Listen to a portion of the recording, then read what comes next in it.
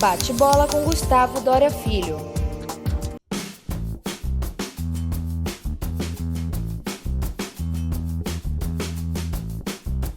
Olá, mais um bate-bola com Gustavo Doria Filho. Hoje é um dia muito especial. Ernesto Kizilnik, meu amigo, um guerreiro do seguro. Muito bom estar com você aqui, Ernesto. Prazer é meu, Gustavo. Guerreiro para guerreiro, porque eu vi a sua luta começar, né? E vi aonde você conseguiu chegar. O que é que inspirou você numa indústria que até outro dia vivia da legislação da década de 60 a se predispor a fazer uma lei do contrato de seguro? Então, a história é um pouco longa, né? Eu comecei a minha vida profissional indo criar o departamento jurídico de uma companhia de seguros que tinha companhia de seguros da sua terra, Aliança da Bahia, né? E a Aliança da Bahia era a seguradora líder do seguro de Itaipu, que era o maior programa de seguros do Brasil, né?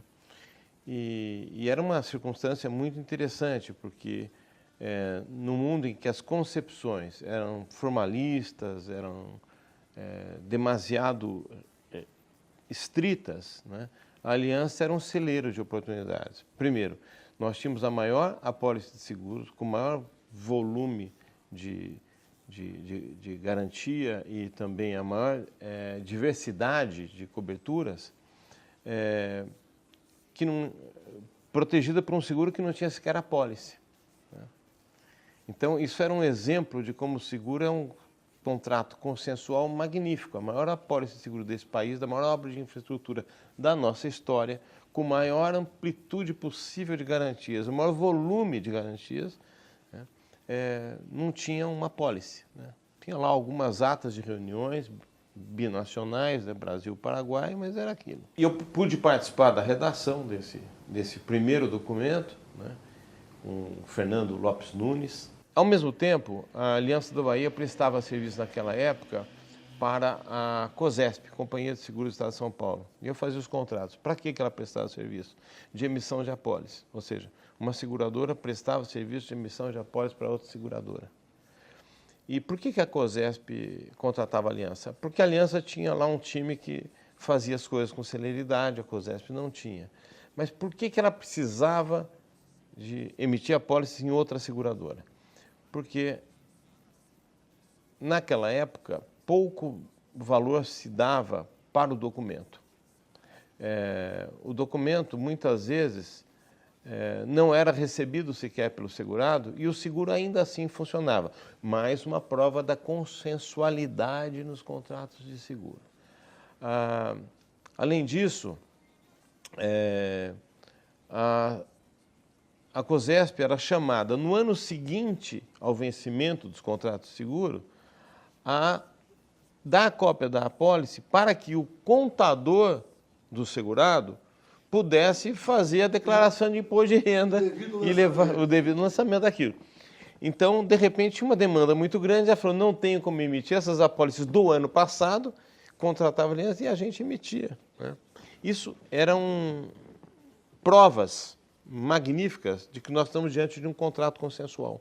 Ao mesmo tempo, se ouvia no discurso, um discurso no mercado, dizendo que os contratos seguros eram contratos solenes ou contratos formais. Havia artigos publicados nesse sentido, as pessoas acreditavam que era assim, né? Então havia muita distância entre a prática dos seguros e a teoria do seguro. E também entre aquilo que o mercado fazia e o que estava no Código Civil. O que aconteceu no Brasil foi uma coisa muito particular e acho que as pessoas hoje, ainda hoje, não se deram conta disso, não levam isso em conta para olhar para a lei de contrato de seguro que foi aprovada agora, mas é muito importante que se dê. O Brasil é uma das maiores economias do planeta há muitas décadas. O Brasil decidiu criar um instrumento de apoio para o desenvolvimento da política industrial brasileira, né? E naquele tempo em que se criavam CSN, Vale, Embraer, BNDES, todas essas grandes companhias que até hoje são, enfim, ícones do desenvolvimento brasileiro, foi criado o IRB.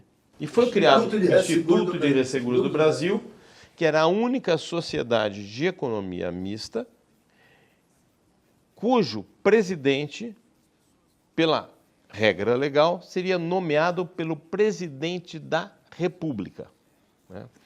E o que a gente tinha visto acontecer? A gente tinha visto acontecer um IRB nos anos 80, quando eu entrei no mercado. Havia um IRB que era o maior comprador de retrocessões do planeta.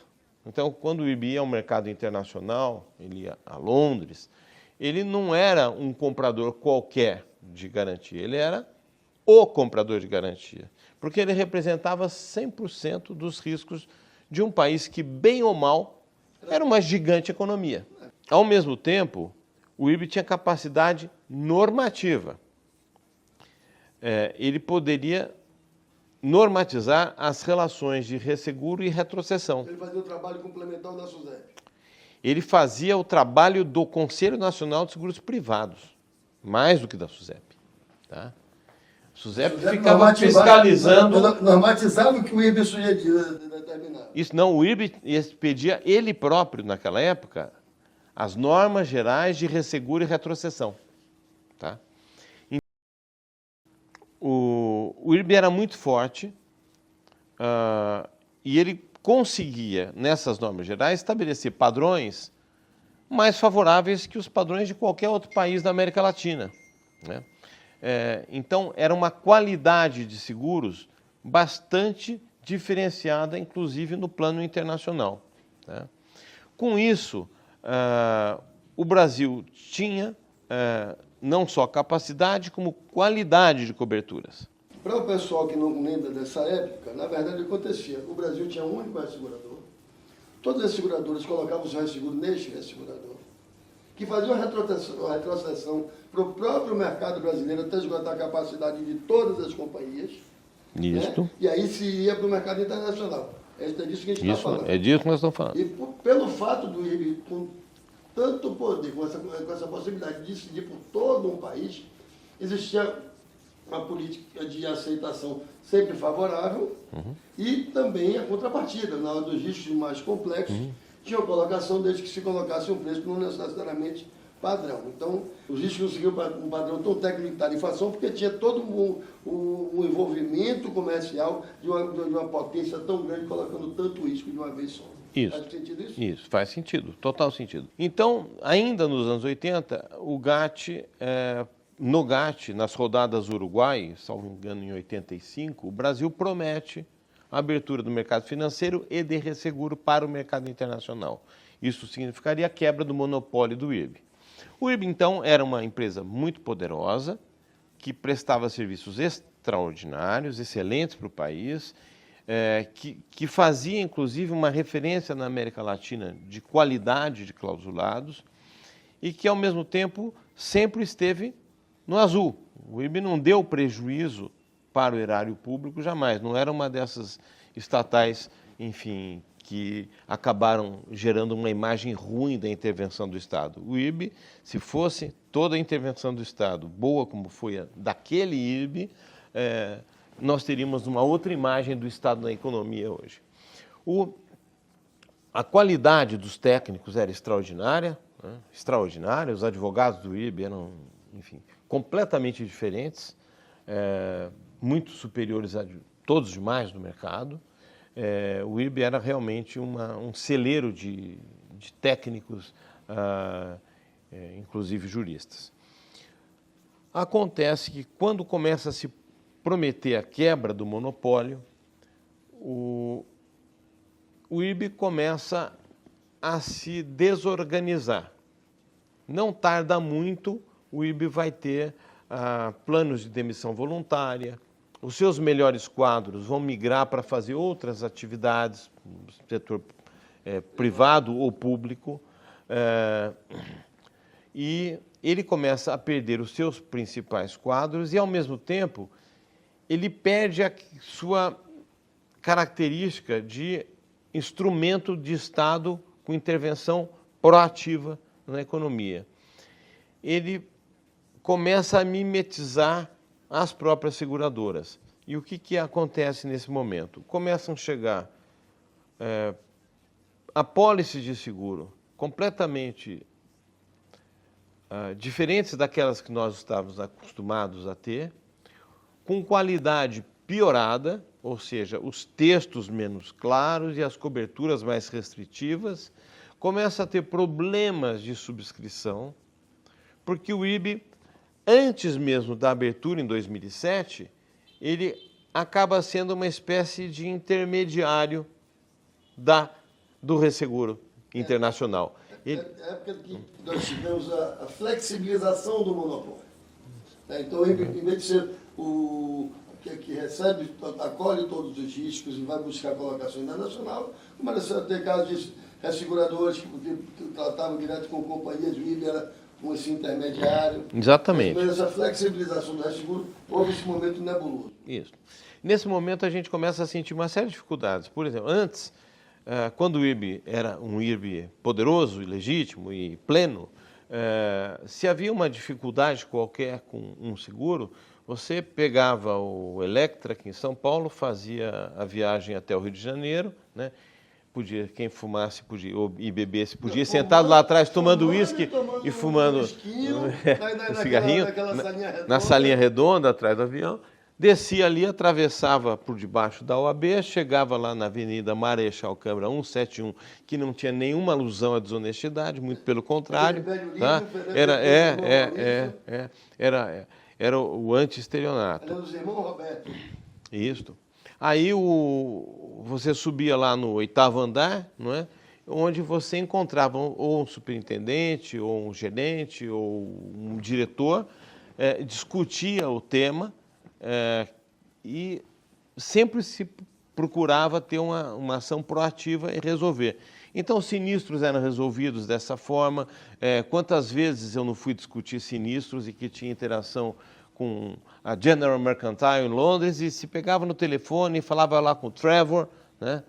E eu me lembro, eu estou me lembrando disso porque o Trevor tinha uma mulher chamada Carol. E quando nasceu, eu tive uma gatinha cinza e eu dei o nome de Carol porque ela andava muito parecido com a mulher do Trevor, que era um diretor da General Mercantile, né? E liga para ele e fala, olha, está tendo essa discussão aqui, espera aí que eu vou falar com o Index, que era uma empresa lá de Houston e também de Londres. E fala com essa empresa que prestava serviço aí para o mercado inglês, e se discute ali em telefone, que era uma coisa mais difícil, tinha que ter 2 telefones para falar com as pessoas, botar um no outro para um ouvir o outro, e se resolvia.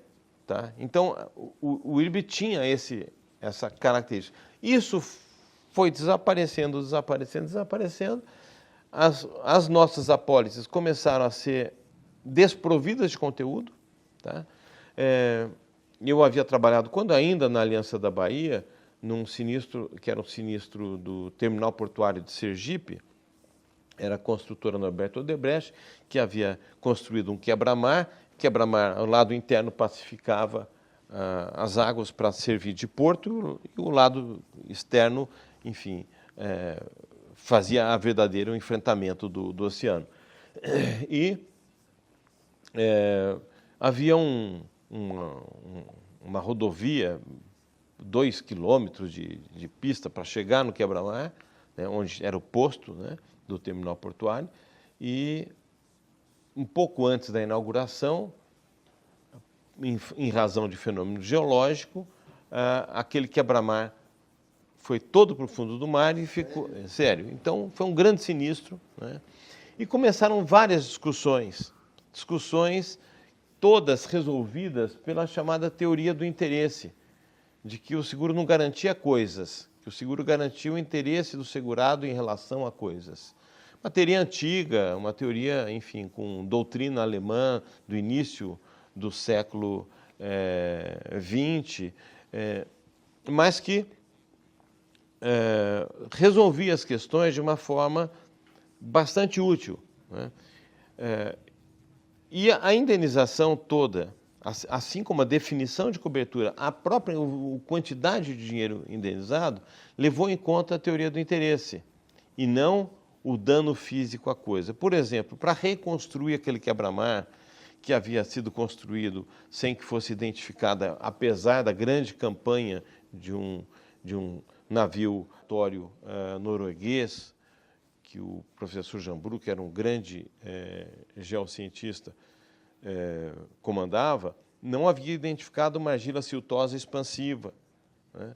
E havia quantidades dessa argila. E quando colocaram as pedras no solo marítimo para aflorar lá em cima o quebra-mar, o modo de descarregar as pedras e o tamanho das pedras acabaram levando a uma reação do terreno, especialmente dessas argilas, que acabaram, enfim, comprometendo as demais argilas e fazendo e sugando praticamente para o solo aquela construção toda sobre ela. Então, o sinistro mostrou, olha, nós temos que fazer uma base maior, as pedras têm que ser menores para o impacto ser menor e ofender menos o solo, as barcaças que derrubam as pedras têm que ter, enfim, um escorregador, eu não me recordo o nome, mas uma rampa de desembarque mais longa para chegar mais no fundo e assim se construirá isso em segurança.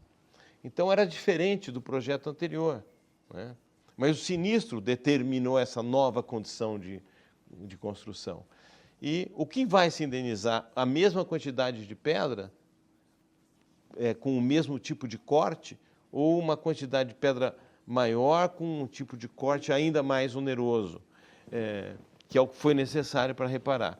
Bom, manejando a teoria do interesse com muita simplicidade, o sinistro foi todo solucionado. E, de repente, as apólices que começam a chegar nesse momento pouco posterior a isso, começa a ser apólice dizendo que o seguro só garante o dano físico à propriedade tangível, que era o Physical Damage to the Tangible Property.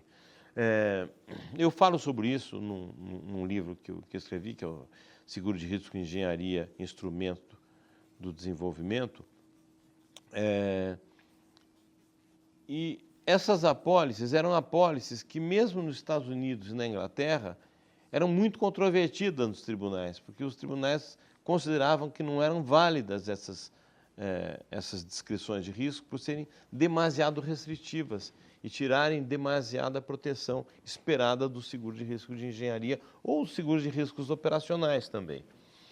Então, o que estava chegando no Brasil era isto, né? Ao mesmo tempo, você via o IRB ser atacado por um determinado ressegurador internacional que era líder no mercado do seguro D&O. Nós tínhamos no Brasil 2 produtos de D&O, um de uma seguradora lendária americana, que o simples fato de você ter um seguro com ela permitia você fazer coisas que outras pessoas não poderiam fazer nos próprios Estados Unidos, como poderia dirigir aos 21 e não aos 25 no estado que exigia idade mínima 25, se tivesse o seguro dessa seguradora, tamanha respeitabilidade e a simplicidade com que ela efetuava pagamentos. Ela não existe mais, ainda tem uma homônima no Brasil, né? Mas, e tinha outra que e ela tinha um produto de D&O muito bom. E tinha uma outra que tinha um produto de D&O muito pior, mas mais barato, tá?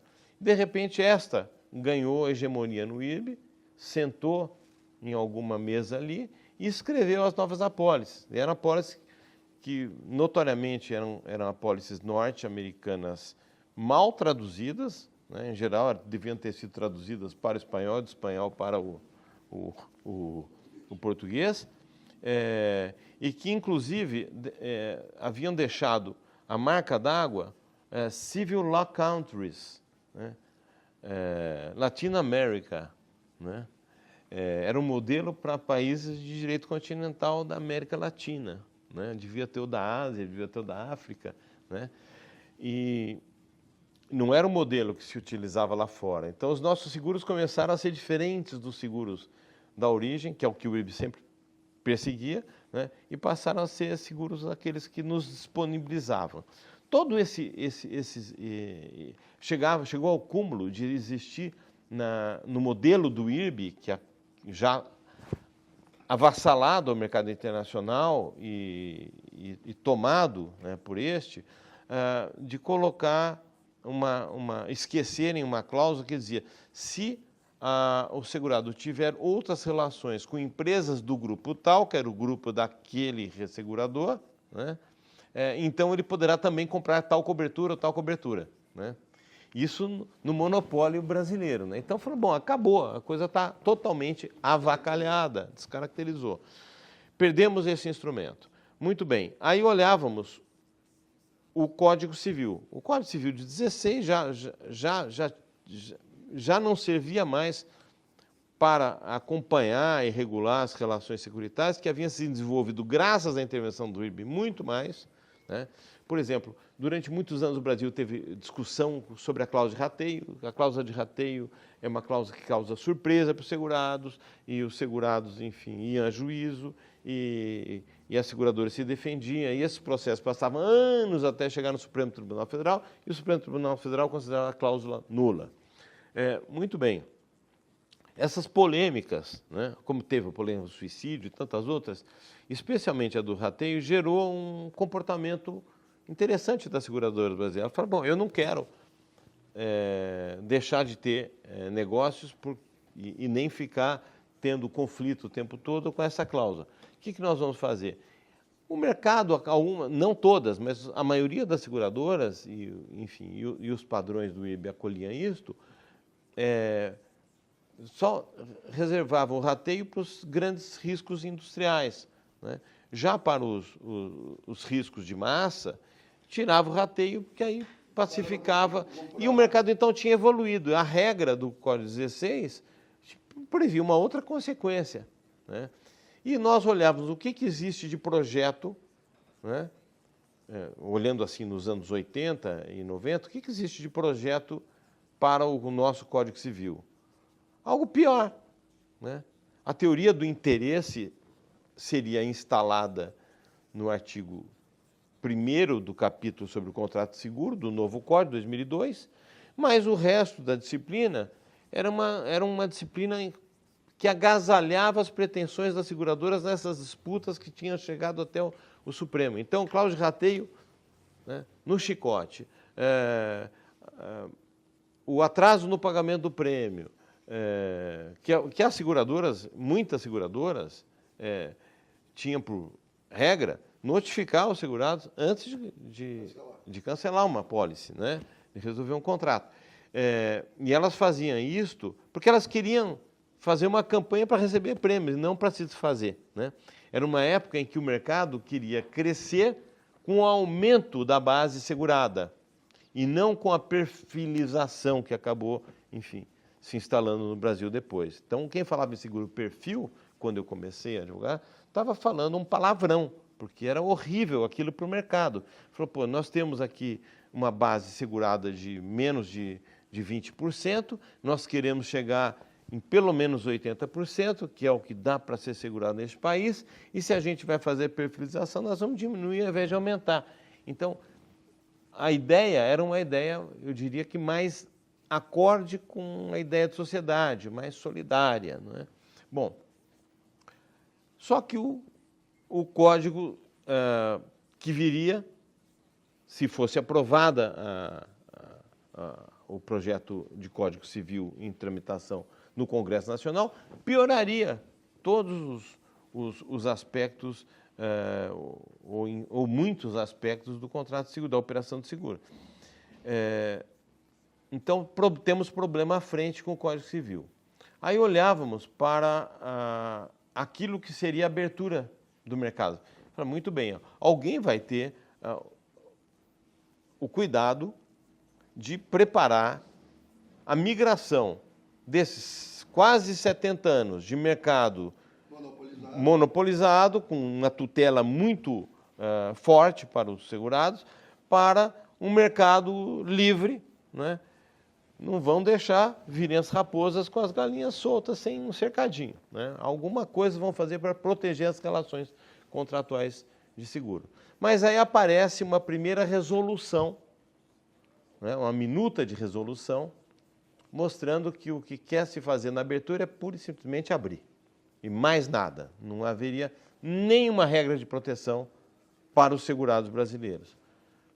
Essa é uma preocupação. Falou, bom, se temos, por um lado, um Código Civil que talvez seja mais reacionário às operações de seguro no estágio que elas atingem no Brasil, ao tempo temos essa dificuldade de que está se abrindo o mercado sem cuidado absolutamente nenhum com as relações entre os segurados e as seguradoras.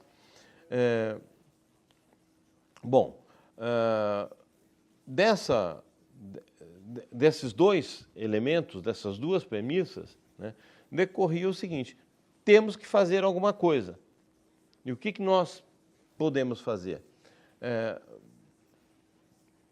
Fazer aquilo que o mundo todo já estava incubando. Naquele momento já existia esse movimento. Já existia, enfim.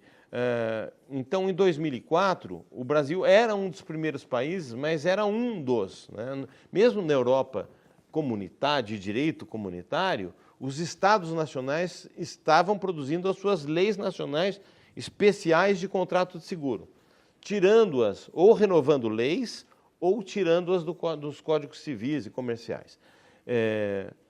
Então, o projeto brasileiro ele surge juntamente com o projeto alemão. Tá? Vocês estão atentos aí a ligar a máquina? Tá? Juntamente com o projeto alemão.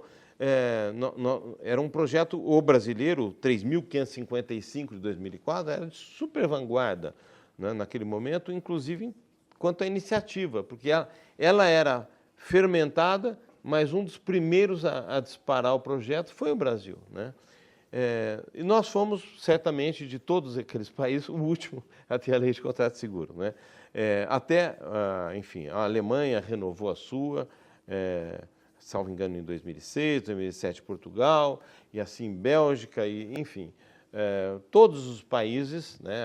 A Espanha já tinha a sua lei de contrato de seguro, a Argentina tinha a sua lei, aí o Peru trouxe a dele, o Chile, Cuba, Venezuela, um decreto de 2020, salvo engano, de 2001, enfim,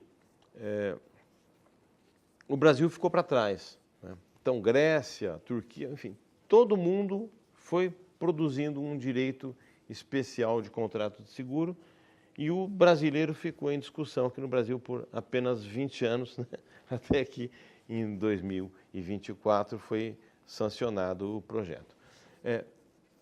Essa circunstância toda levou a que se reunissem, e aí a gente funda o IBDS, Instituto Brasileiro de Direito Seguro, para trazer juristas que não eram juristas viciados no mercado segurador, tá? Como nós éramos, né? É natural, você trabalha num setor, você fica com aquela linguagem, com aqueles conceitos, por mais aberta que a sua cabeça seja, em muitos cantos ela é obscurecida pelo vício, né? Está no nicho, né? Está no nicho. Então era necessário ter debates mais abertos. E nós, então, criamos o IBDS com essa ideia. Muita gente achou ruim, porque falou, como não... IBDS, Instituto Brasileiro de Direito Seguro. Na época nós trouxemos, enfim, gente magnífica. Trouxemos o Ovídio Batista da Silva, um dos grandes juristas brasileiros de toda a história, o Calmon de Passos, da tua terra, o José Joaquim Calmon de Passos, o Zé Eduardo Martins Cardoso, que era nosso colega de faculdade, amigo, e na época deputado, veio para a iniciativa. O recém-formado Alessandro Ottaviani entra também, né, nesse mesmo momento. E muita gente, a Judite Martins Costa, Humberto Teodoro Júnior, o Flávio Queiroz Cavalcante, claro, esse era um parceiro de todas as escritas, né?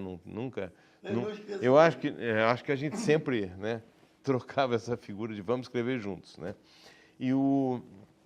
Mas enfim, jurista de grande envergadura e que não eram necessariamente, tinha gente do direito penal, tinha gente do direito constitucional, direito administrativo. A ideia era trazer a linguagem jurídica e a reflexão jurídica como um todo para olhar um pouco para o contrato de seguro e ter um enfoque diferente, não é? E esse trabalho gerou uma série de congressos, uma série de obras. Eu me lembro da época, a gente fez o nosso em 2004, né?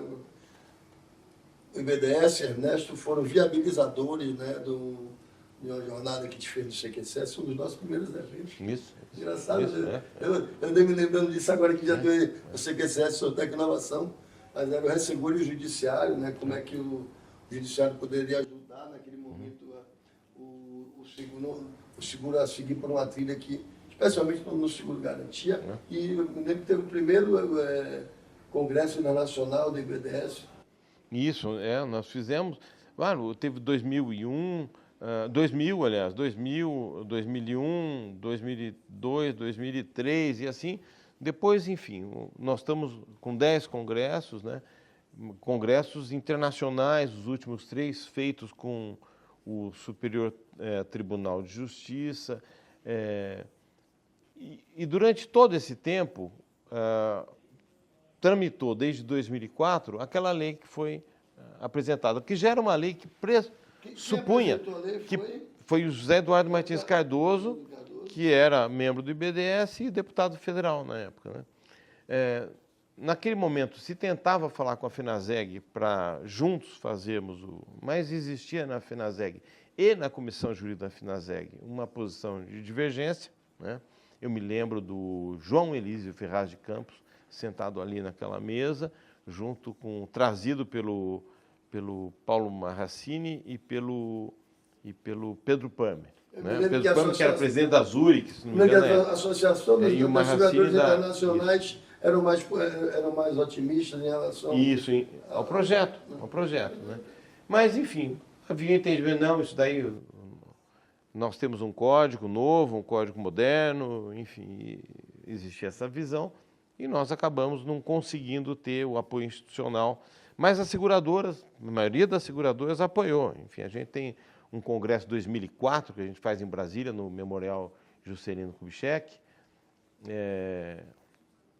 que foi impactante e que teve pelo menos aí umas 12 companhias seguradoras, né, os maiores grupos da época, né, inclusive resseguradores, enfim, promovendo e patrocinando o evento de discussão e promoção da Lei de Contrato Seguro, do projeto de lei 3.555 de 2004 do Zé Eduardo Cardoso, que foi o anteprojeto do IBDS. E, entretanto, com o passar do tempo, começaram a existir maiores divergências e, sem sombra de dúvida, o braço de ferro era entre, de um lado, o IBDS, né, o apoio ocasional de outras entidades, que ora se mobilizavam, ora não, porque é difícil se mobilizar para um tema como contrato de seguro, né? Se for lei tributária ou qualquer coisa desse tipo, todo mundo está aí, né?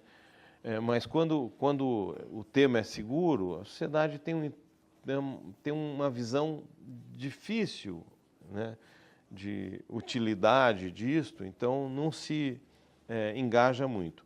Mas Fiesp, CNI, Brasilcom, IDEC, foram instituições que, representando empresários e consumidores, participavam, ainda que ocasionalmente. Mas o IBDS, enfim, ficava o tempo todo, né, dedicado àquilo. Nasceu para isso enfim, e tinha que cuidar do seu bebê. Enquanto que a FENACOR e a FENASEG, depois CNSEG, faziam o trabalho de enfrentamento do projeto, né? E quando foi que você conseguiu começar a trabalhar? Conjuntamente, é engraçado, a gente falou que a gente tinha aqui um aparelho terrorista, sabe? Em que, isso daqui, e antes tinha até uma sede aqui na Avenida Angélica, né, de um imóvel que eu comprei para ser a sede do IBDS, né, onde a gente fazia reuniões ali. E tinha muita gente que vinha, mas falou, não pode divulgar a minha Nem presença. fala que eu vim. Então, tem alguns esses dias teve um congresso, o congresso de um escritório de advocacia, que montou um fórum, Ayrton Pimentel, o escritório Pimentel, em homenagem ao Ayrton Pimentel, grande advogado, grande parceiro, inclusive do projeto de lei de contrato seguro, e que o Márcio Malfatti, que era da Itaú, na época, ele, enfim, eu provoquei e ele confirmou, né, que ele frequentava clandestinamente o aparelho terrorista do BNDES, porque ninguém podia saber, senão ele seria demitido da seguradora, né? É claro que essas participações acabavam não sendo participações muito efetivas. No sentido de transformação. Elas eram clandestinas e, portanto, ocasionais. Né? Mas, enfim, foram sempre importantes para aprimoramentos, para reflexão, para discussão, para, enfim, avaliação, né? Termômetro de como andavam as coisas no mercado e tal. Né? Em 2016, eu fui chamado pelo Rossi, presidente da CNSEG, e pelo Trabuco, presidente do Bradesco, para uma reunião na Cidade de Deus, porque nós tínhamos vindo de um período muito intenso. Quando teve, a certa altura, eu acho que foi em 2007, a crise aérea, né? Nós ficamos com muita dificuldade de viajar no Brasil. Era praticamente impossível. Ir para Brasília, você precisava de 3 semanas para ir e voltar, porque você não sabia quando você ia, nem sabia quando você ia voltar, né? Não tinha oferta de voos, né? Não havia regularidade, e com isso ficou impossível. Eu fui várias vezes de carro, ia de carro, voltava de carro, tinha que trabalhar na advocacia, daí 2 dias pelo menos, então ia num dia, fazia reunião à noite lá, voltava, tudo em torno do projeto. Até que eu consegui comprar um pequeno avião e aí, enfim, eu me igualava à CNSEG, porque o avião do Bradesco, né, ficava lá à disposição deles, e a gente tinha o nosso, que demorava o dobro do tempo, mas chegava. E isso transformou o acompanhamento do projeto em uma coisa muito acelerada, né? Muito acelerada mesmo. Então, ele passou a ser um projeto com muitas audiências públicas, com muitas reuniões, enfim, com muitos penduricalhos, né? Políticos. Só uma pequena parte, só para poder mencionar mentalmente. Quando o Zé Eduardo assume o Ministério da Justiça, tem que ano? Então, vai ter essa fase depois dele assumir. Nós tivemos, realmente foi algo sacrificante, tanto para nós quanto para os demais, né? Todo mundo tinha que acompanhar. Olha, está reunido com o deputado, está indo com outro. Então vamos lá falar com ele. Enfim, essa coisa, esse acompanhamento, né, passou a ser muito intenso, né? A CNSEG chegou, na época, eu me recordo, se você olhar o discurso de inauguração e os documentos da inauguração da CNSEG em Brasília, né, eles criaram uma grande estrutura e eles diziam que o principal motivo era o enfrentamento do projeto de lei 3.555 de 2004. Né? Ou seja, ele motivava muita coisa, causava muitos transtornos. E o Zé Eduardo tinha sido... o Diogo de Oliveira estava no Ministério da Fazenda e o Zé Eduardo transformou em ministro, né, da Justiça. E aí o projeto passou a ser prioridade do ministro da Justiça, do Ministério da Justiça. Né? Isto foi no primeiro governo Dilma. Ele foi 2010, provavelmente, a reeleição foi 14. 14, isso. Foi ali, né? E depois reeleição em 14, o projeto caminharia pela vontade da Justiça, mas no Ministério da Fazenda a coisa era diferente. Eu me lembro que a SUSEP, o primeiro parecer da SUSEP, eu até escrevi um opúsculo sobre isto. O primeiro parecer da SUSEP era um parecer muito favorável ao projeto. muito favorável. A SUSEP foi... Lá em 2004. Há de se reconhecer isso, a SUSEP Lá em foi 2004. legitimamente uma das entidades que mais enfaticamente apoiava o projeto no início. Entretanto, mudança de governo e, enfim, ascendência de diretoria, muda completamente isso, a ponto de ser emitido um novo parecer da SUSEP, que é igualzinho ao anterior e que só tem uma conclusão contrária, né? Ele vem elogiando, elogia, sugere modificações pontuais no projeto e tem um portanto, né? Somos contrários à aprovação do projeto. Enfim, era uma esquizofrenia aquilo. O que mostrava que existia uma vontade política de frear o projeto, né? E, lamentavelmente, isso acabava acontecendo. O Diogo de Oliveira, né, na época, no Ministério da Fazenda, eu me recordo de uma audiência que comparece ele pelo Ministério da Fazenda e o Zé Eduardo Cardoso pelo Ministério da Justiça, né? E o Zé Eduardo Cardoso defende o projeto, o Ministério da Fazenda, então, pelo seu representante, faz as suas objeções, né? E um deputado levanta: nossa, temos aqui um governo com duas cabeças, né? O ministro da Justiça, o Ministério da Justiça, quer aprovar o projeto e considera prioritário, né? E o Ministério da Fazenda considera atentatório ao bom funcionamento do mercado de seguros, né? É um espetáculo, é uma luta. Enfim, me lembro desse discurso até hoje.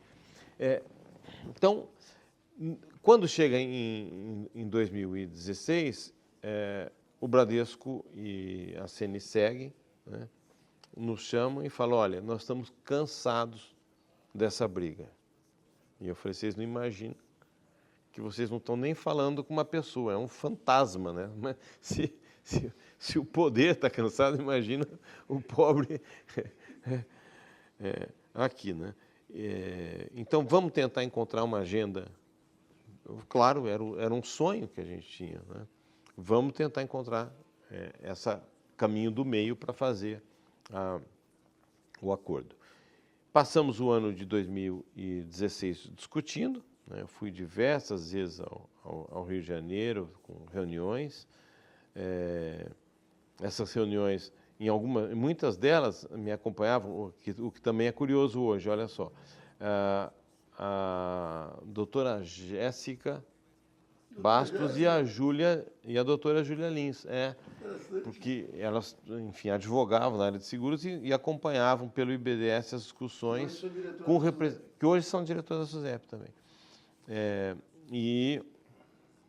Naquele momento se chegou muito fácil. A FENACOR participou nessa parte? A FENACOR participou. A FENACOR foi chamada mesmo? A FENACOR tinha uma posição muito... A FENACOR talvez fosse o poder mais dinâmico ali no enfrentamento, né? Eles não faltavam a CNSEG também, mas eu diria que a FENACOR tinha uma presença ainda mais intensa, né? Me preocupava mais a FENACOR ali, tanto que o Armando Virgílio, que foi superintendente da SUSEP, presidente da FENACOR, foi presidente, criou a comissão especial ou foi criada a comissão especial deste projeto de lei, né, para acelerar o projeto, e ele assumiu a presidência no segundo momento. Depois, quando ele vai... Ele, quando deputado, assumiu a presidência. Isso. Depois ele deixa o Congresso, mas o Lucas é eleito e o Lucas assume a presidência, enfim. Então, era um jogo bastante difícil para nós, mas o projeto vinha sempre sendo aprovado, ele nunca foi reprovado. Ele chegava a ir para o arquivo porque o seu autor deixava o Congresso Nacional e aí não tinha deputado, tinha que pedir o desarquivamento e tal, mas ele nunca deixou de ser aprovado quando ele foi votado, né? Sempre foi votado favoravelmente e por unanimidade. Então, aí tem as discussões com a FENACOR, né? A FENACOR procurou e acabou tendo sucesso de tirar assim como a CNSEG, eles tinham o mesmo desígnio de tirar muito do capítulo de seguros obrigatórios, porque eu acho que até é uma pena, no meu modo de ver, porque se em 2004, 2005, 2006 tivesse aprovado aquele capítulo de seguros obrigatórios, o nosso DPVAT estaria aí presente, saudável e muito melhor, e os seguros obrigatórios teriam sido, enfim, uma história magnífica. Mas, enfim, existia interesse em torno do DPVAT e o projeto contrariava, né, a dinâmica que o DPVAT vinha tendo até então. Isso incomodava. E também a FENACOR queria excluir todas as regras sobre o corretor de seguros, dizendo, nós vamos ter uma lei de corretor de seguros, nós vamos regular lá, não queremos que a lei de contrato de seguro regule a atividade do corretor. Eu lamento algumas regras terem deixado, não que elas tenham saído do sistema, porque eu acho que elas não saíram do sistema jurídico, mas elas deixaram de ser claras, tá? E são regras de transparência que eu acho muito importante, e regras de equilíbrio que eu acho muito importante. Mas o fato é que houve essa modificação no projeto, tirou as regras, muitas das regras sobre o corretor, não todas, e muitas das regras sobre o seguro obrigatório. As seguradoras tinham os seus pleitos, também alteramos algumas regras, suprimimos outras. O projeto continuava muito parecido com o original. Ele poderia dizer que ele acabou sendo permeado por outras vertentes que não do IBDS, mas... Isso. A mas a essência ficou muito forte. Eu diria que em algumas negociações a gente até achava, opa, a gente trocou isso por aquilo, ficou melhor. Tá? Enfim, então, nesse momento, o projeto virou um projeto da indústria. Ficou de todo mundo, o projeto de todo mundo. Então, chegamos no final de 2016 e falamos, olha, está feito o acordo. O Lucas Virgílio era o presidente da comissão especial do projeto de lei 3.555 de 2004, que era o número dele naquela época, e o projeto foi aprovado. Depois de aprovado o projeto na Câmara, né, ele é aprovado pela Câmara, e ele se transforma em PL 29/2017, porque em janeiro de 2017 que ele sai, né? Foi no finalzinho de dezembro que ele é aprovado e logo ele sai com o PLC, Projeto de Lei da Câmara, 29 de 2017. E vai para o Senado, né? Ele é distribuído para um senador, há uma audiência pública, esse senador, por motivos de saúde, acaba se afastando, o projeto fica parado, era um senador, salvo engano, do Pernambuco, eu não me lembro o nome dele agora, tá? Deu um branco. Mas aí já existia uma manifestação da CNSEG, na época, eu me recordo, na audiência pública participou o Luiz Tavares pela CNSEG e, salvo engano, o Ivan Gontijo. Tá? Mas Luiz Tavares, com certeza, eles foram levar a manifestação da CNSEG, que era uma manifestação de apoio, discreta, mas de apoio, né? E o projeto, então, acaba sendo redistribuído para o Rodrigo Pacheco, o senador Rodrigo Pacheco, né? Salvo engano, em 2019, ou 2019. Nessa ocasião, nós visitamos o senador Rodrigo Pacheco, ou seja, todo mundo que acompanhava o processo visitou, e ficamos muito surpresos, porque antes mesmo de termos o approach com ele, né, nós sempre um pouco atrás da rápida CNSEG, ele já havia apreciado e fez um parecer favorável ao projeto, altamente elogiativo, né? E então falou, puxa, agora o projeto anda. Mas logo em seguida tem as eleições, começa o governo Bolsonaro, o novo ministro da Fazenda, a sua superintendente, tem, assim como, salvo engano, BB Seguridade, visitam o Rodrigo Pacheco e falam, olha, a gente tem um programa totalmente diferente, somos contra esse projeto, vai haver enfrentamento, né? E o Rodrigo nos chama e fala, olha, eu não vou colocar isso para votar porque vai ser reprovado. A base do governo é muito forte aqui no Senado.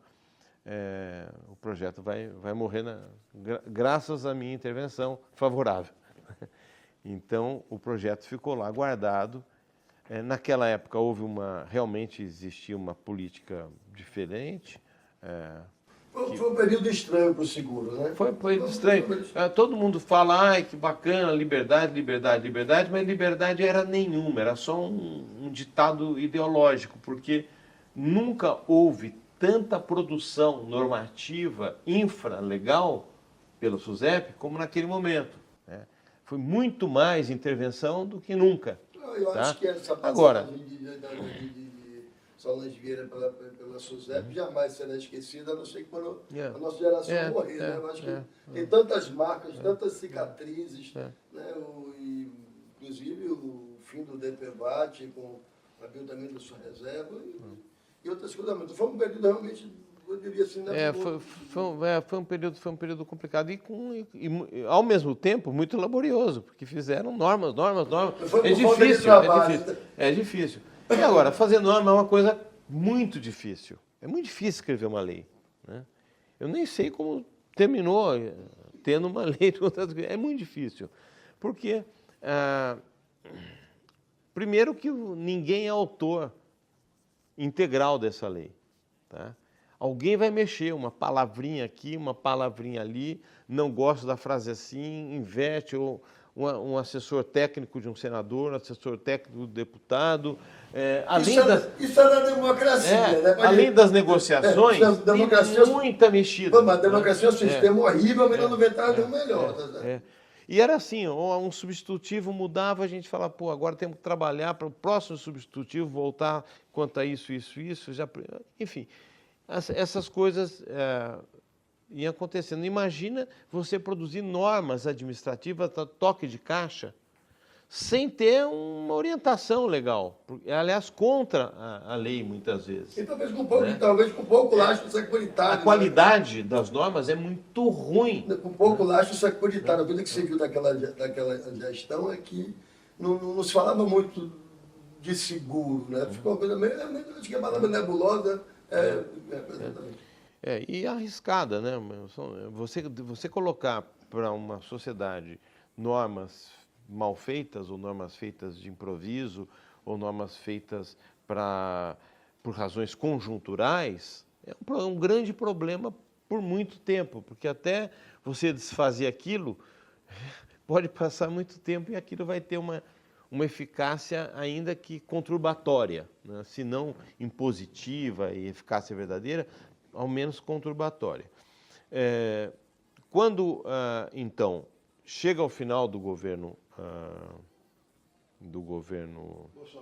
Bolsonaro, é claro que, enfim, o ministro da Fazenda, o Fernando Haddad, já conhecia o projeto já há muito tempo. O deputado Paulo Teixeira, que também veio a ser uma figura central desse governo, conhecia o projeto de muito tempo, porque ele foi deputado e votou várias vezes nesse projeto, ele apoiava o projeto quando estava na Câmara dos Deputados como deputado. Então, esse projeto era conhecido por quem, enfim, assumiu o poder, inclusive com ascensão na área da economia, né? Que é o caso do Fernando Haddad. E ao desenhar o seu programa para o mercado de seguros, o ministro falou, puxa, a lei de contrato de seguro, que não foi feita lá para trás, que ele já conhecia e que ele sabia que tinha um mérito histórico, inclusive, falou, eu tenho que botar isso como um dos eixos e depois fazer uma regulamentação infralegal acorde à lei, né? E, com isso, deixar o mercado novo e arrumado e do ponto de vista jurídico, institucional. E abraçou a lei. Ele cogitou 2 nomes para a Superintendência de Seguros Privados, né? O primeiro, que foi o Vadicuri, né? Que era uma pessoa que também estava enfim, conhecia o projeto, acreditava no visitava aquelas projeto. reuniões, não necessariamente poder publicar. Isso. Participava das reuniões clandestinas, né, no aparelho terrorista. Mas em seguida, por razões pessoais, o Vadir não pôde aceitar. Deve estar arrependido, porque, enfim, é uma experiência maravilhosa participar do governo do país, né? Na área em que você se dedicou toda a sua vida, como é o caso dele. Mas enfim, aí o Haddad levou o Alessandro, que eu acho que talvez tenha sido melhor até a emenda do soneto, porque o Alessandro tem um perfil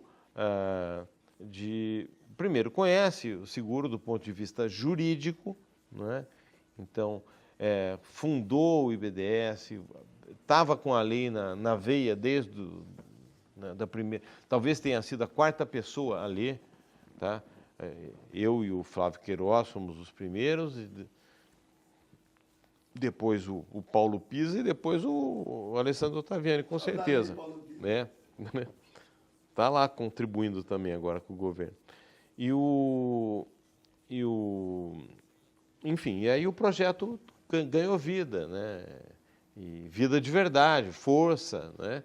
Nesse momento, nós tivemos novas dificuldades, novas negociações, né? Por quê? O mercado tinha mudado muito. Aquela CNSEG que fez o acordo de 2016 era completamente diferente da atual. Primeiro, na direção tinha alguém que teve um enfrentamento com o projeto, que era o Diogo. É que o Diogo chega na CNSEG e ele já encontra uma CNSEG composta por seguradores diferentes. O mercado mudou muito. Eu diria, são outras seguradoras, são outros interesses. É um outro mercado. E o seguro ele é um mercado mais internacional do que nacional. E o seguro tem essa coisa dinâmica também, né? O seguro existe há mais de 5 mil anos. Eu brinco sempre, o seguro existe antes do dinheiro, né? Então, a gente tem essa coisa de contemporaneidade. Mas enfim, o fato é que ele encontra, talvez nos associados um pouco diferentes, pessoas que mudaram, são novos executivos, são novas companhias, são novas relações de capital, novos intragrupos, enfim, tudo diferente. E pediram, enfim, novas modificações também no projeto de lei. Mas aí eu tenho um contraponto que eu acho o seguinte: esse projeto ele veio sendo atualizado o tempo todo, tá? Ele certamente, nos últimos 20 anos, foi o projeto que teve mais audiências públicas, foi o projeto que teve mais interação entre os setores interessados e o governo.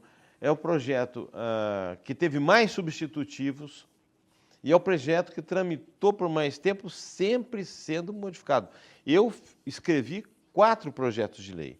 Um projeto de lei para o Senado, que é o 477, já não me recordo o ano, mas acho que 2014, 2013, e outros tantos. Então, ele foi sendo arejado ao longo do tempo, né, com vários substitutivos, vários projetos e vários substitutivos. De tal forma que eu acho que era mais a mudança mesmo das pessoas, os protagonistas, né? Então, vamos entender de novo, e passamos por um processo, então, capitaneado pelo ministro da Fazenda, tá? Com o apoio permanente também do superintendente da SUSEP, do Alessandro, e do Marcos Pinto, que é o secretário de Reformas Econômicas, do Fernando Haddad, mas com a presença muito par e passo do próprio ministro, né? E aí, novamente, discussões sucederam entre os novos protagonistas da CNSEG, o IBDS, que não tinha novo protagonista, porque o IBDS, nessa altura do campeonato, já ninguém queria, porque era um problema, né? Eu sou testemunha do reclame da FENACOR, enquanto protagonista, que ajustou o projeto na época de Rossi, que participou, que o Lucas levou para a Câmara um projeto que tinha o o apoio, a aprovação e a contribuição da CNSEG, mas conseguimos fazer os ajustes finais. Isso. E aí, enfim, como houve uma série de pedidos de mudança, foi muito simpático tudo isso, porque muita coisa eram fantasmas, né? Então... Na hora que sentou para conversar... A hora que sentou para conversar, eu acho que nós caímos, sinceramente, talvez de 80 para 6 modificações. É isto. Tá? Então, foi em várias reuniões, enfim, a pessoa, talvez porque tivesse uma leitura das normas com visão do direito passado, e aí dava uma desorganização. É difícil você se apropriar intelectualmente de um sistema jurídico novo. E esse era um sistema jurídico novo. Ele não é cópia do passado nem de nada, né? Ele foi inspirado em inúmeras leis, tem regra da lei australiana de contrato seguro, tem regra enfim, de normas canadenses, tem muito direito alemão, tem direito francês, tem direito espanhol, mas tem muito que é pegar de volta aquilo que o Brasil perdeu, tá? Quando houve uma descontinuidade das conquistas obtidas ao longo de 70 anos de história, né, com o IRB à frente do mercado brasileiro. Porque tinha conquistas boas, tinha coisas muito boas que a gente andou perdendo. Então, isto foi trazido para cá e é difícil quando alguém que não é do métier e que não viveu essa história também. Não viveu essa história e que ainda não teve uma visão sistêmica do projeto, avaliar com facilidade. Então, essas reuniões serviram para todo mundo reavaliar. E, é claro, a gente mesmo tinha algumas coisas, falou, olha, eu topo mudar isso que você está querendo mudar, mas assim, né, desse outro jeito, e em compensação eu quero mudar aquela outra lá desse jeito, a gente faz uma troca aqui, enfim. Todo mundo tinha sempre tem, que lei que não tem, né, algo a mais, né, que quer disciplinar ou regular de forma diferente. Então, foi um exercício muito interessante, e como a CNSEG fez pleitos, né, aí a FENACOR, eu me lembro uma ligação da irmã Gigi, ele falou, olha, eu não ia pedir nada, eu falei que não ia pedir nada, mas se vocês vão abrir para a CNSEG, eu quero também que a classe dos corretores tenha a sua contribuição, e enfim. E faz parte do trabalho. Fez parte do trabalho. E agora, é muito interessante tudo isso, porque uma das brigas que a gente tinha com a FENACOR logo no início, tá, é por um artigo que dizia qual eram as atividades que deveriam ser desenvolvidas por um corretor de seguros. Foi uma briga imensa, tivemos que tirar aquilo lá. Na negociação de 2016, essa foi a primeira a cair. Muito bem. E agora? Quando foi aprovada a reforma da lei do corretor, o artigo 1º da lei do corretor é ipsis literis a mesma norma. Então as normas eram boas. A gente vê em muitas normas administrativas da SUSEP dos últimos anos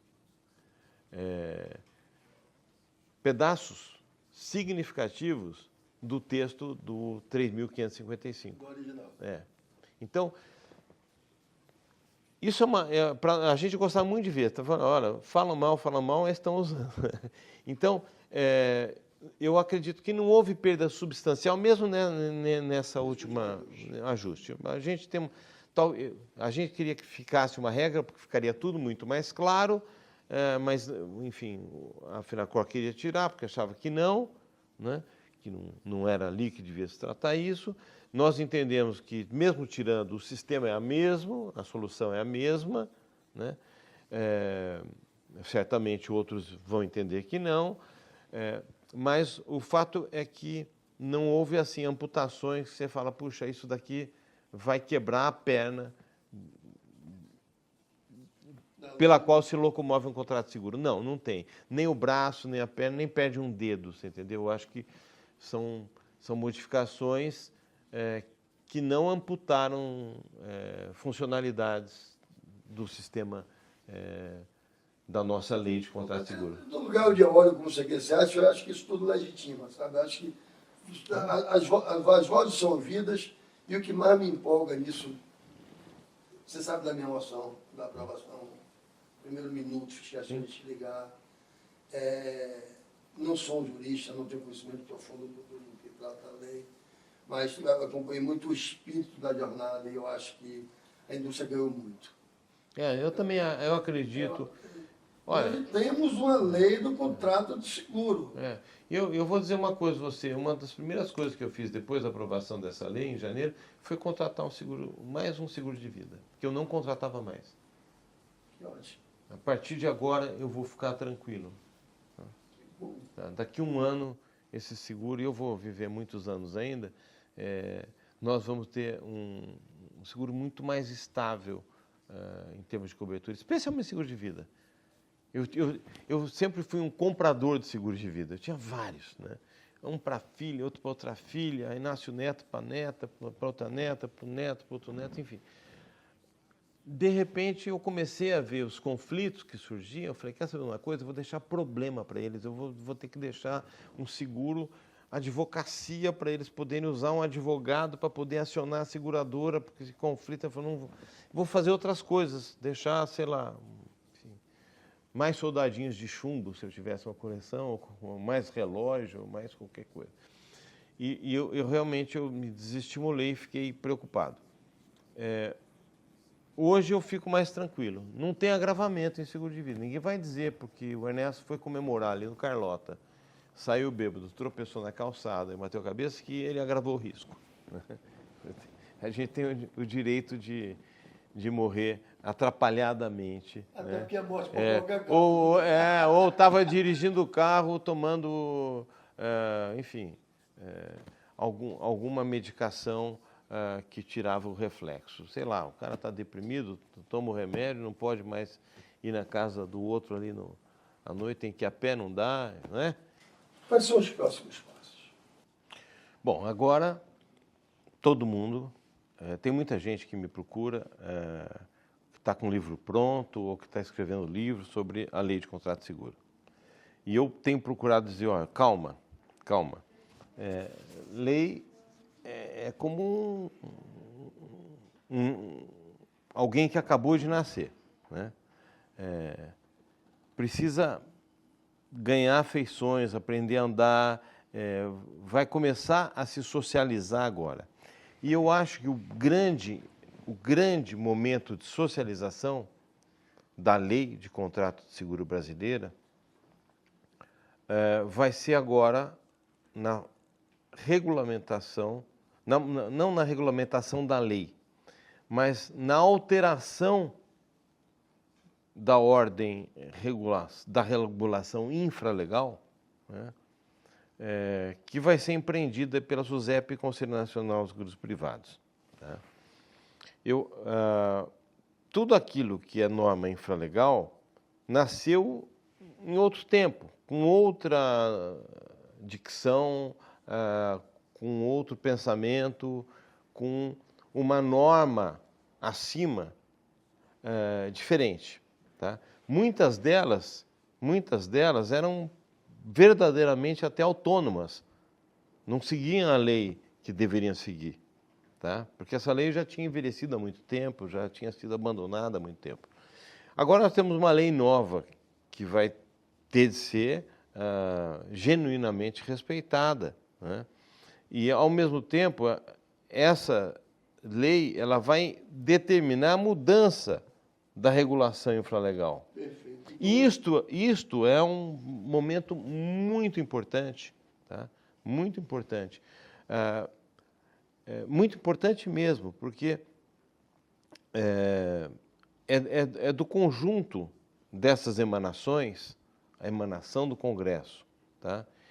E, se possível, a concorde emanação das autoridades administrativas, né, que nós vamos conhecer direito, né, o estatuto que vai nos reger. Tá? Eu acho que a primeira grande fase de interpretação da lei, não temos que ser nós juristas a dar, não. É o CNSP. Eu acho que é o Estado brasileiro nas suas disciplinações infralegais. Porque aí nós vamos ver um conjunto. Tá? É claro, se nesse conjunto nós encontrarmos conflitos entre infralegal e legal, nós vamos combater o infralegal. Mas muitas coisas não vão ser conflitos, muitas coisas vão ser coroações da lei na concretude dos negócios. E é um projeto de lei que acabou sendo o resultado final de quando o segmento se para, sente e combina. Vai ser muito bacana isso. Então, o mais importante agora são esses primeiros 6, 7 meses do ano de 2025, em que a SUSEP está se qualificando, certamente é esse o procedimento, ela está se qualificando sobre a lei de contrato seguro, porque ninguém conhecia no mercado. Ninguém conhecia. Mas quem faz as normas é o CNSP ou é a SUSEP? Explica para a gente isso. O Legislativo, que o trabalho é fazer as leis, fez a lei do contrato seguro. E agora quem faz isso rodar? Digamos aí, o poder normativo é do Conselho Nacional de Seguros Privados, entretanto, é um normativo, claro, infralegal, não pode contrariar a lei. Muitas vezes contrariava, só que agora isso vai pelo menos uns 4, 5, 6, 7, 8 anos, eu acho que vai ter que seguir a lei. E depois espero que a lei por si, pelos seus méritos, se imponha por mais tempo. Entretanto, a gente sabe que quem produz essa modificação é a SUSEP.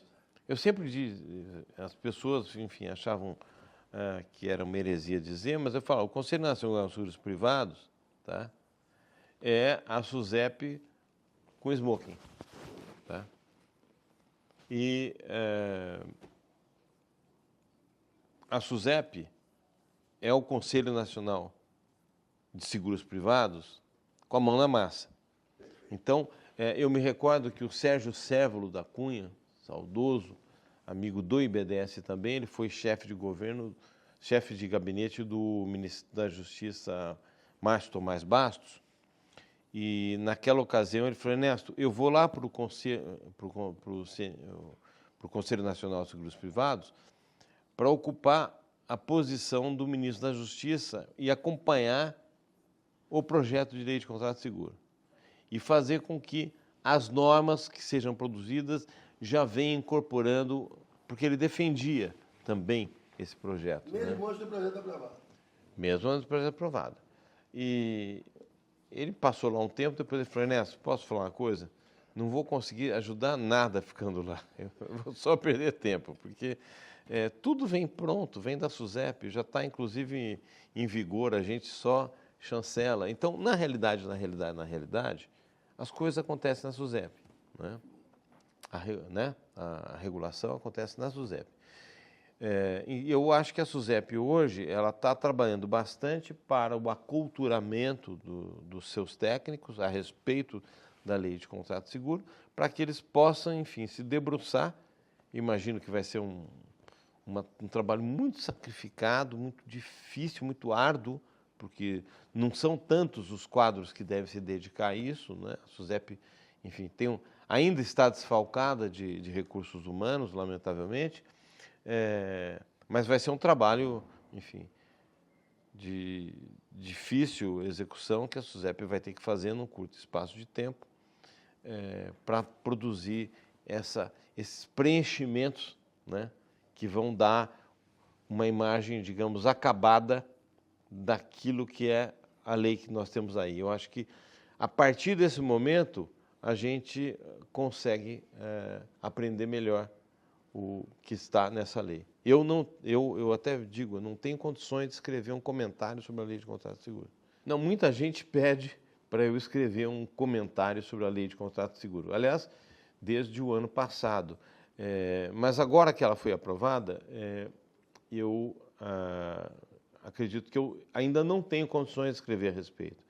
Por mais que eu tenha vivido isso durante 20 anos, isso é um fenômeno vivo, é um ente vivo que está na sociedade e eu preciso ver como é que ela passa nos primeiros filtros da sua existência, e eu acredito que o primeiro filtro é a regulação administrativa, que vai ser alterada para ficar conforme a nova lei.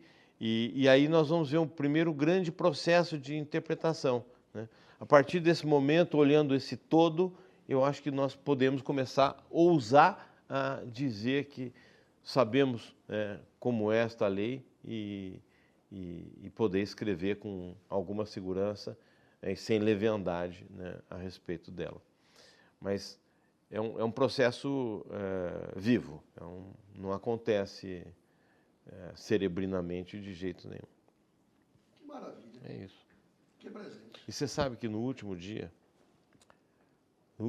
da tramitação, eu estava indo para Brasília, mas uma sobrinha faleceu e eu tive que ir para o velório dela, né?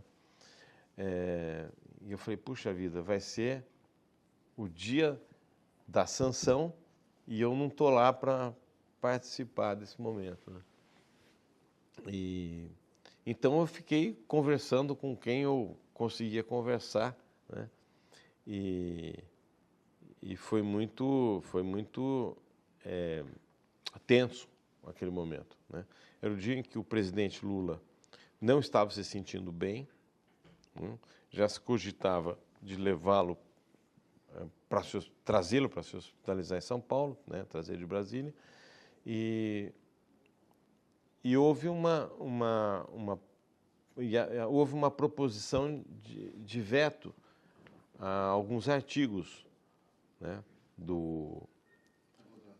a gente esperava que isso acontecesse porque alguns não estavam muito contentes e certamente iriam convencer um ministro ou outro a propugnar. E, no caso, havia uma sugestão de vetos por parte de um ministério e que já tinha até contado com a adesão de outro, né? Mas, então, ali dentro, naquele momento, começou a ter uma discussão a respeito dessas regras, né? E essa discussão foi se intensificando. Claro, estava lá o ministro da Fazenda, o Fernando Haddad, conhecia o projeto, é formado em Direito, enfim, discutiu norma com norma, discutiu comigo, discutiu com o Diogo, discutiu com o Armando, discutiu com todo mundo, tá? Discutiu muito com o seu secretário, o Marcos, e discutiu muito com o superintendente, com o Alessandro. E haviam outros ministros que se juntaram ali na sala para dar pitaco nessa discussão, né?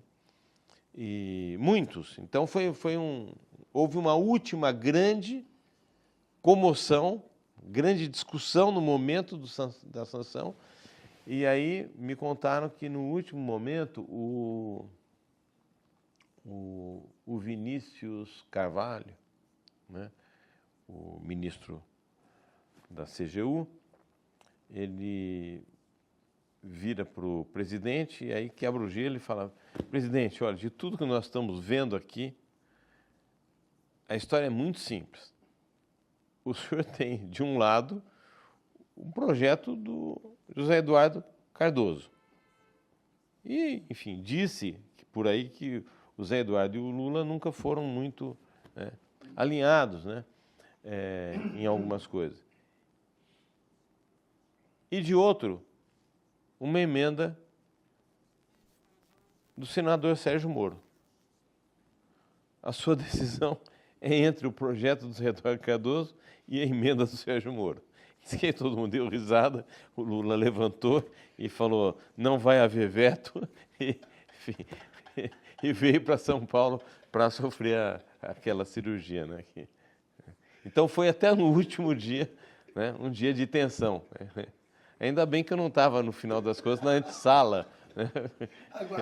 Aguardando, vendo só entrar ministro. Falei, ixi, acho que vão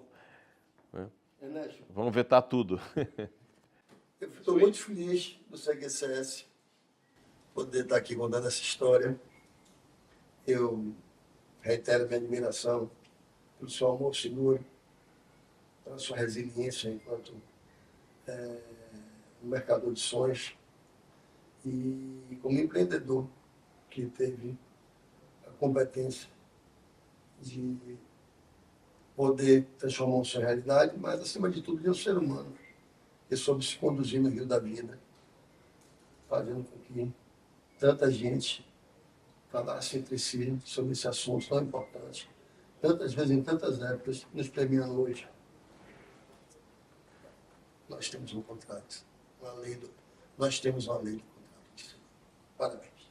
Muito obrigado. Olha, e você sabe que você conhece muito bem a história, porque você caminhando pelo mercado por onde você caminhava, que era por onde eu não podia nem chegar perto, não é? De jeito nenhum, eu era, enfim, persona não grata, você via como as coisas aconteciam.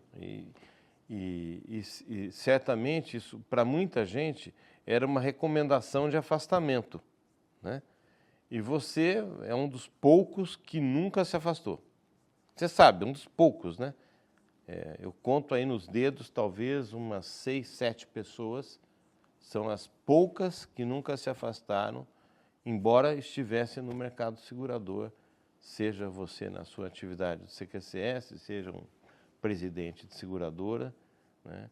O restante, enfim, preferia não se comunicar com a gente, porque éramos vistos como desafetos, né, do setor.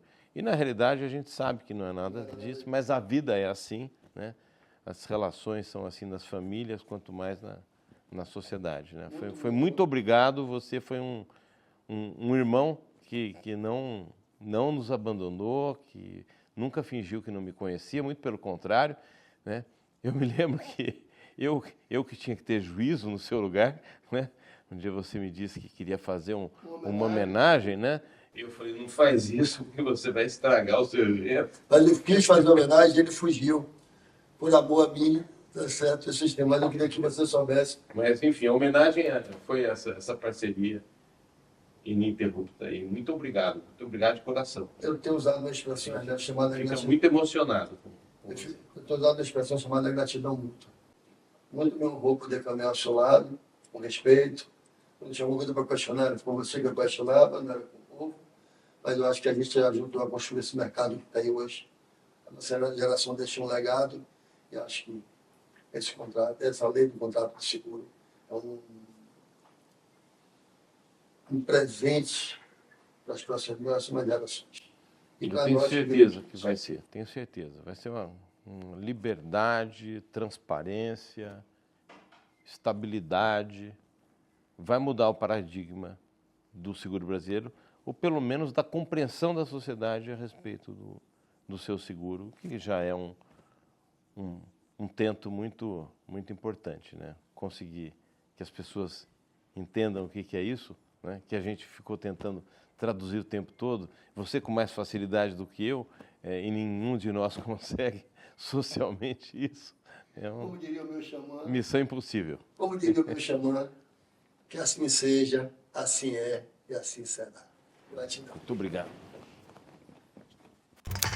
Bate bola com Gustavo Doria Filho.